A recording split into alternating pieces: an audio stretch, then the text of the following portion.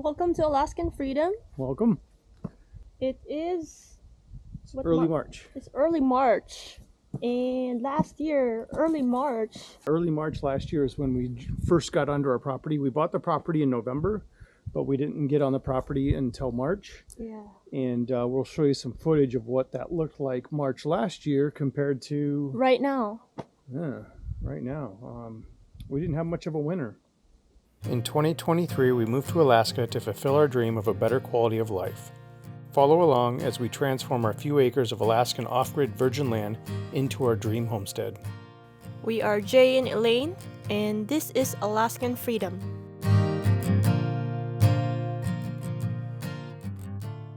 This is not our first winter in Alaska. It's actually our second.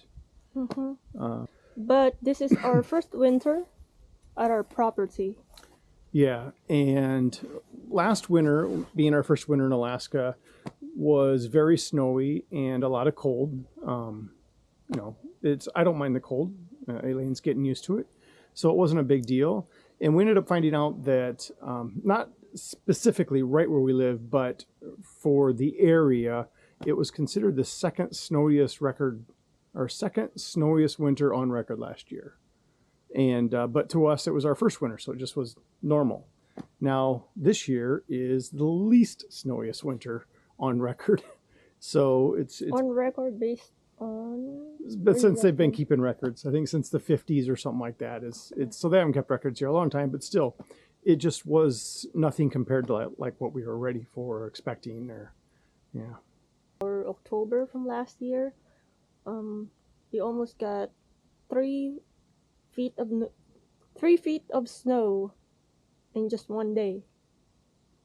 Yep. And we didn't have a snow plow. We spent 4 hours outside shoveling, Elaine and I. And after that storm, we went and bought a snow plow, and it hasn't snowed since. It snowed a couple of times, a little bit, but nothing hardly at all. But we haven't pulled the snow plow out since early December. So it's just been raining. It's been in the 30s the whole time. You can see there's no snow on the property. It's been crazy. Yeah. Good or bad? What do you think? It's good because we could do more stuff outside. Yeah, we got more work done outside. Yeah, we got more work done because it's not snowing. Bad because we're not getting trained how to be Alaskan tough. We're not getting our sourdough badge. Yeah. Yeah, that's for sure. Firewood was a thing last year. We were worried about how much firewood we might need and go through. We started with 6 cords of firewood. We still have 4 of it left. In 6 months, we burned less than 2 cords of wood. It's just been a combination of, I'd like to think I did a good job of insulating and putting the right size stove in the cabin, but it just hasn't been that cold, and we've only been burning like 2 fires a day, and we have a very small stove in our cabin. It's a small cabin, so we just haven't gone through a lot of firewood.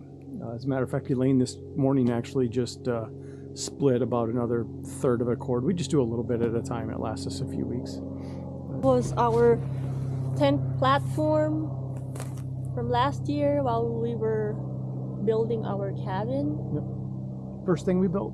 Yes, that's the first thing that we built. And now what are we going to do with it? We're going to take it all apart, and then those wood is going to turn into a patio for our cabin right in front of this. We're just going to take it apart and reconstruct it right there. The only difference is the tent platform has OSB flooring plywood on it, and that will get replaced with 2x6, pressure treated 2x6. But the rest of the platform is just going to be the same. It's going to be moved up here. That's going to be one of our first spring projects. Other spring projects we got going on are, what else do we got going on? We still have 2 projects. We still have lots of projects going on inside, but now it's so nice out. We don't like to be inside all day, so we're kind of splitting our time between inside and outside. Still have a lot of things to do inside. Our kitchen, our floorings. So yeah, we still got at least 2 to 3 months of work to do inside, if we work half of a day inside. Because, like I said, it's too nice out to be inside all day. So we're kind of splitting our time inside and outside. So look at what Jay did to our pathway. He, every morning, he shoveled 4 buckets of Beach rock. beach rock. This is our walk path that goes from the cabin down to where we park. It's about 100 feet long, and it was getting, from all the rain and mud, it was getting pretty bad. So we covered it with rock.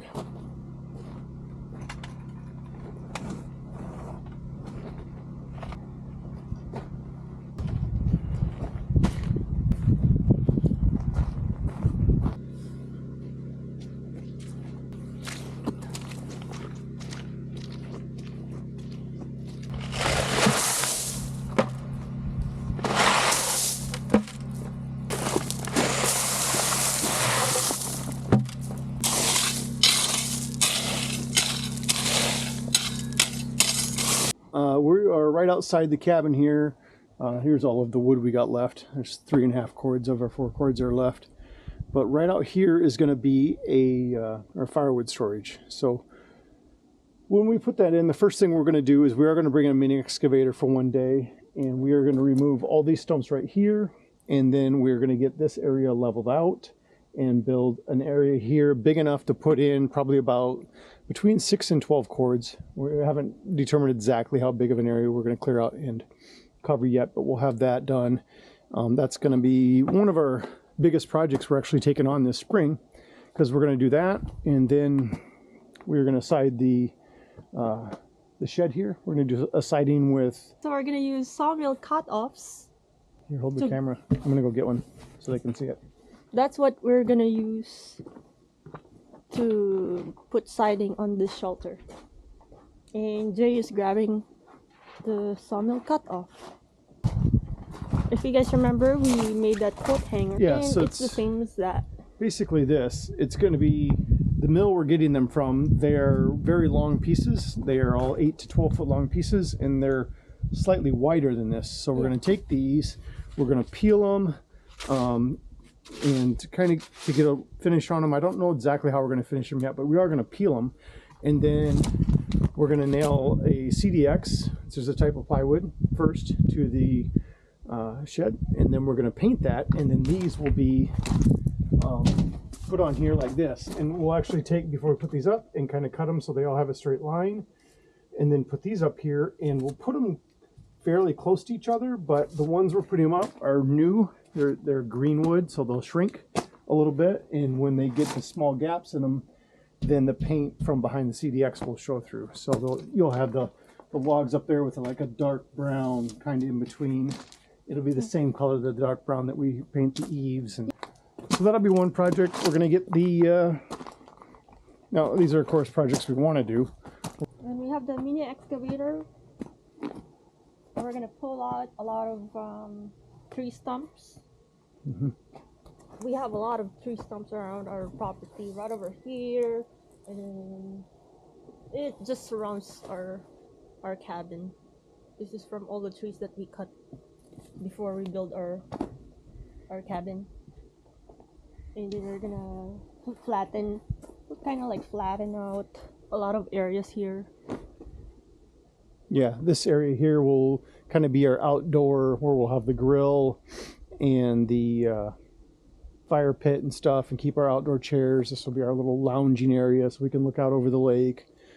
And so we'll get these stumps out of here and leveled, and then the other stumps over there taken out before we put in the wood shelter.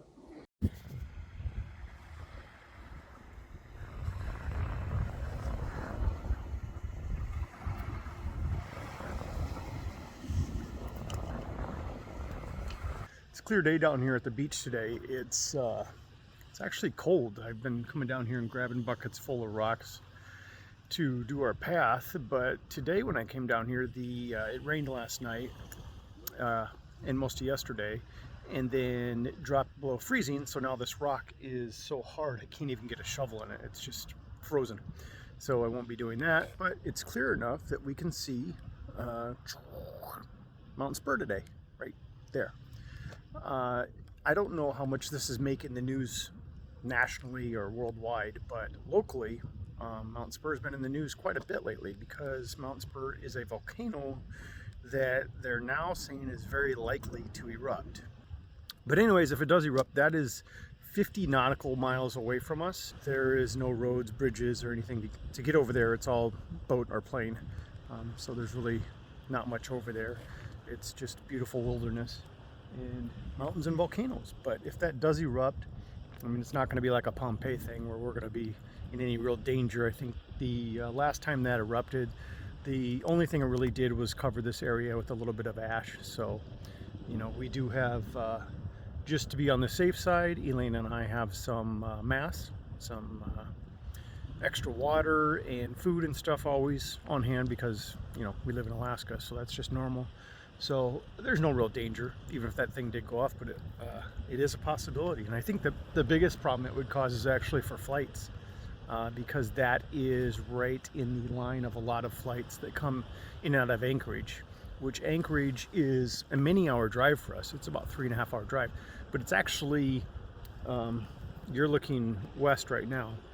Anchorage is just north about 50 miles this way or 60 miles this way across the bay. So nautically, it's not very far away, but it's close enough where if that went off, then the ash of that could cause a lot of disruption in the planes, but just in, you know, their routes and stuff. So that's really the only true danger, but that's it. That's Mt Spurr for anybody that's been following the news, or if they have heard the news, or if you haven't, look it up. Yeah, it's pretty cool.